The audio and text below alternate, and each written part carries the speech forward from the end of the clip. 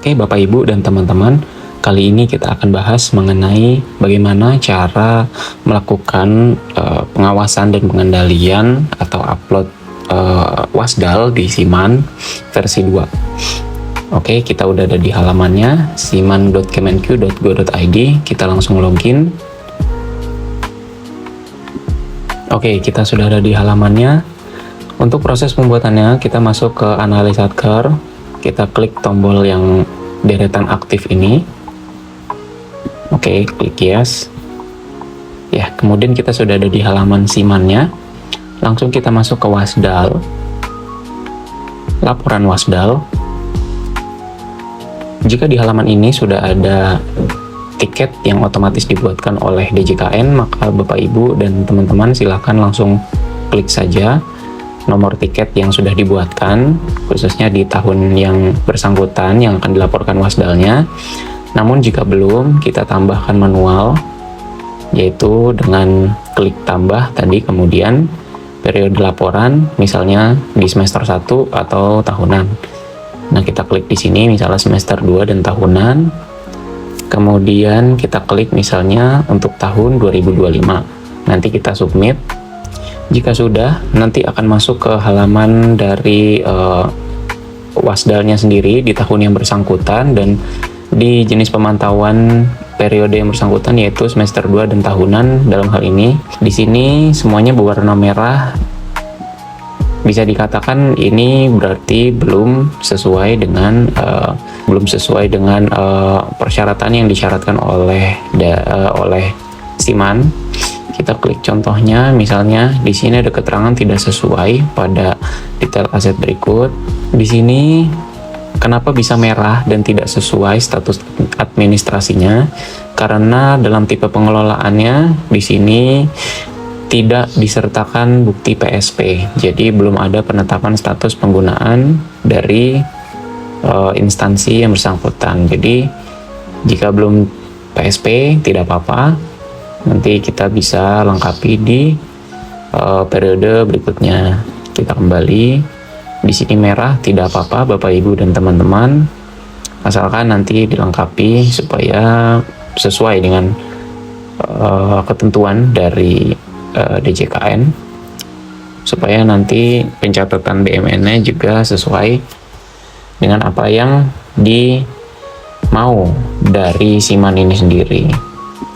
Oke, kemudian kita masuk ke pemantauan insidentil. Dalam hal ini kita tidak ada, kita skip. Kemudian untuk penertiban BMN kita juga tidak ada, namun jika ada bisa silakan diisi kurang lebih sama seperti pemantauan periodik ini.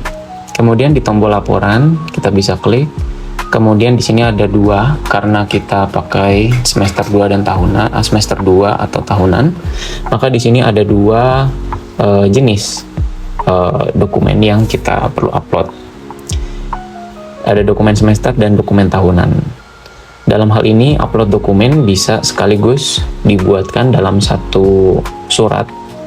Misalnya dalam hal ini kita coba buka jenis dokumen, ada surat pengantar, laporan Wasdal, ada 3, pemantauan periodik, insidentil, dan KPB. Ada juga berita acara pemantauan periodik, ada juga SK tim internal, dan semuanya mandatori. Untuk yang mandatori kita wajib upload di Siman, dan untuk yang opsional tidak perlu. Namun jika ada bisa disertakan.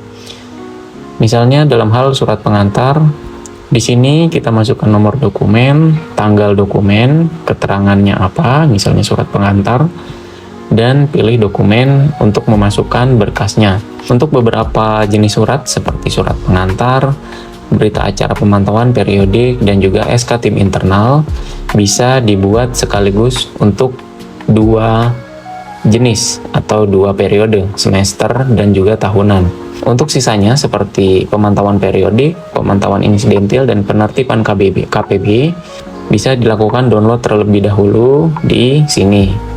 Jika data sudah ditarik di pemantauan periodik, pemantauan insidentil, dan penertiban BMN, maka akan ada tombol seperti ini, Excel periodik, insidentil, dan penertiban, dan Bapak Ibu teman-teman bisa langsung download semua yang ada di sini, baik periodik, insidentil, semua, dan juga penertiban, semuanya di download.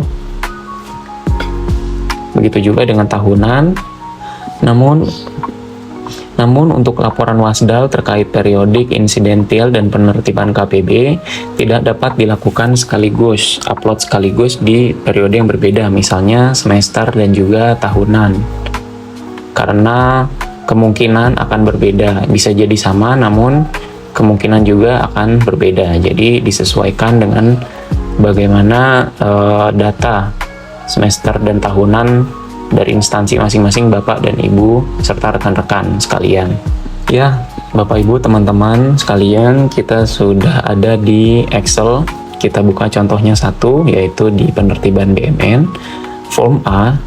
Di sini ada data-data yang dimana di sini kami tidak ada penertiban BMN. Namun jika ada dari Bapak Ibu semua yang ada penertiban BMN, di sini akan ada tarikan datanya langsung dari Siman. Kemudian jika Bapak Ibu sekalian ingin membuat page seperti ini untuk nanti dibuatkan ke PDF untuk selanjutnya diupload ke Siman, caranya mudah Bapak Ibu, cukup tarik blok seperti ini, atau bisa juga klik paling ujung, kemudian klik shift, tahan shift, kemudian klik sel paling pojok, kemudian kita buat page seperti ini dengan cara print area dan set print area, dan nanti akan menyesuaikan dengan sel yang Bapak Ibu mau. Kemudian jika di sini ada garis putus-putus berwarna biru, dengan cara ditahan kemudian digeser ke luar dari print area, maka nanti jika di print atau dibuatkan ke PDF, hasilnya kurang lebih akan lurus dan rapi ya. Jika sudah, kita klik save as dan kita coba buat file ke PDF. Kita simpan, kita coba buka. Nah, seperti ini Bapak Ibu hasilnya. Jika sudah, nanti Bapak Ibu silakan ajukan tanda tangan, permohonan tanda tangan ke setingkat minimal eselon 3 atau yang memegang berkaitan dengan BMN. Kita lanjutkan lagi. Jika sudah semua diupload ke sini, dokumen semester semua diupload berkasnya, dan juga tahunan semua diupload berkasnya. Kurang lebih sama isinya, hanya saja berbeda pada laporan yang diupload. Kemudian kita masuk ke riwayat status. Di sini adalah untuk pemantauan terkait dengan tiket Wasdal ini sudah sampai di tingkat mana. Kemudian kita kembali ke pemantauan periodik. Kita klik rekapan ketidaksesuaian. Di sini adalah kesimpulan atau rekapan dari daftar aset yang masih berwarna merah. Ya. Di sini kumpulannya misalnya jumlah 334 dengan nilai perolehan sekitar 4 sekian. Itu belum ada penetapan status penggunaan. Kemudian beberapa seperti pemanfaatan, tindak lanjut pemantauan beserta dokumen belum terekam pada aplikasi ada sekian. Semua dapat dilihat di kolom atau di halaman rekapan ketidaksesuaian. Kita bergeser ke persediaan untuk diserahkan. Di sini silakan Bapak Ibu rekan-rekan isi dengan data-data yang berkaitan dengan persediaan untuk diserahkan kepada masyarakat dengan periode berikut. Silakan diupload. Kemudian daftar opnam fisik berkaitan dengan obat-obatan, kemudian berkaitan dengan alat kegiatan kantor misalnya, silakan diupload jika ada. Kemudian laporan barang di sini tidak ada, kosong, bisa dilanjut. Kemudian ada rencana pemeliharaan. Jika Bapak Ibu rekan-rekan pemeliharaan BMN silakan, atau realisasi dari RKAKL di 2025 silakan Bapak Ibu masukkan di kolom rencana pemeliharaan ini. Kemudian kita masuk ke kolom berita acara. Di sini ada tombol edit, kita klik, kita masukkan nomor berita acara misalnya ini, kemudian ini misalnya lokasi Jakarta, kemudian tanggal misalnya 8/1 2025 atau 2026, kemudian klik submit ya. Setelah disubmit nanti akan ada tombol tambah tim. Silakan Bapak Ibu masukkan NIP, nama, jabatannya, dan juga status keanggotaannya. Mohon diperhatikan untuk status keanggotaannya di sini ada ketua dan anggota.